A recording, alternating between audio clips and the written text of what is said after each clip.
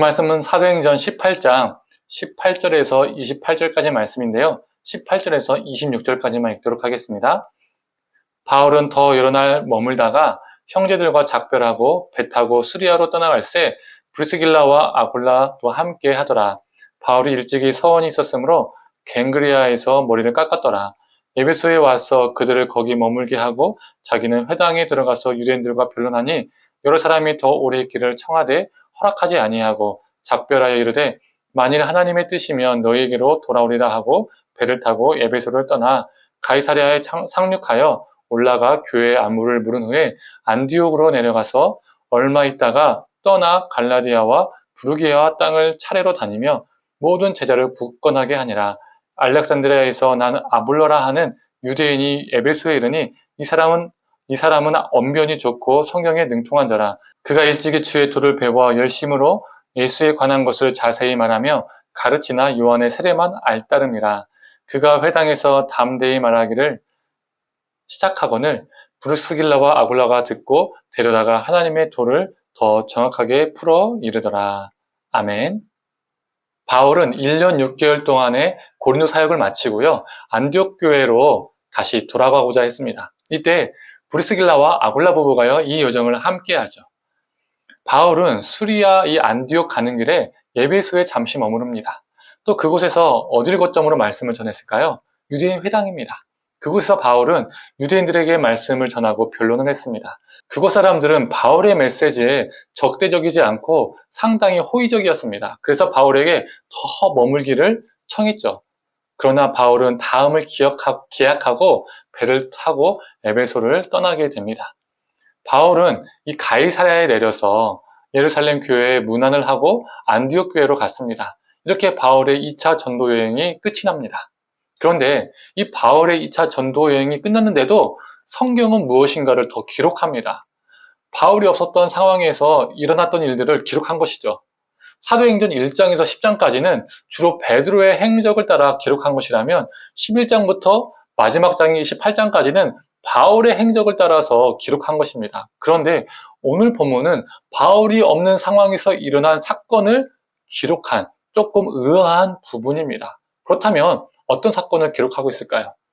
에베소에서 바울이 안디옥으로 향해 떠났을 때 브루스길라와 아굴라 부부는요, 함께 따라가지 않고 에베소에 계속 머무릅니다.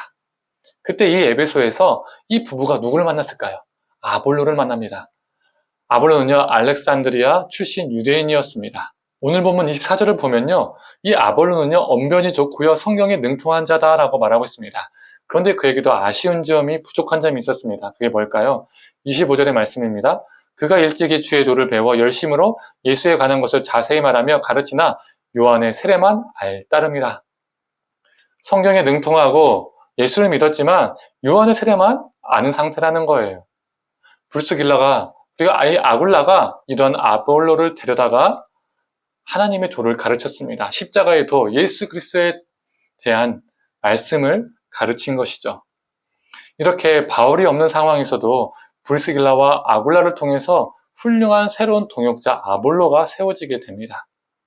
그리고 이 아볼로는요, 어디로 갈까요? 바로 아가야로 건너갑니다. 즉 고린도로 건너갑니다.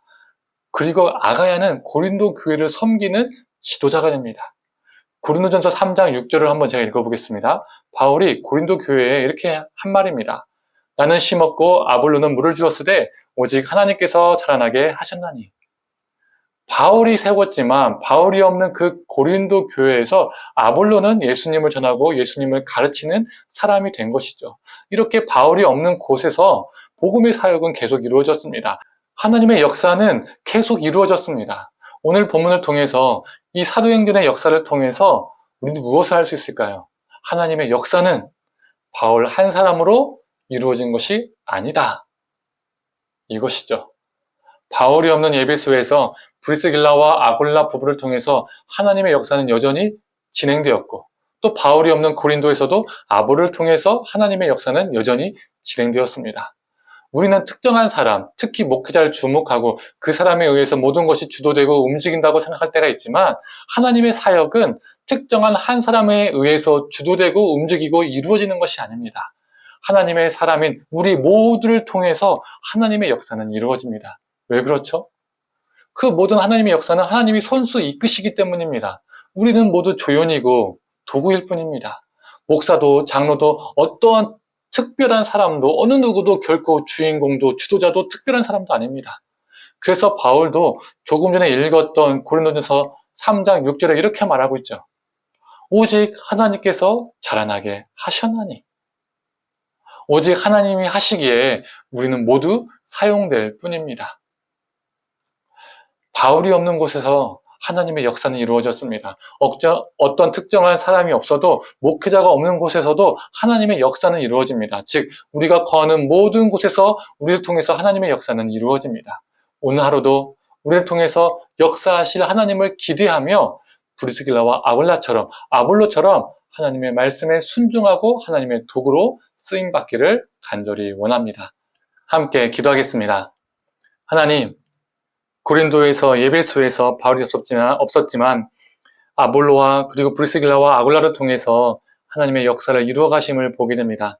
하나님의 역사는 어떤 특정한 사람에 의해서 움직이는 것이 아니라 하나님께서 손수 이끄시고 우리 모두가 하나님께 사용된 도구임을 고백합니다. 하나님은 오늘 하루도 우리를 도구 삼으셔서 하나님 역사 가운데 우리를 사용하여 주시옵소서. 하나님께서 영광 받아 주시옵소서. 감사드리며 사랑에 많으신 예수님의 이름으로 기도드립니다. 아멘.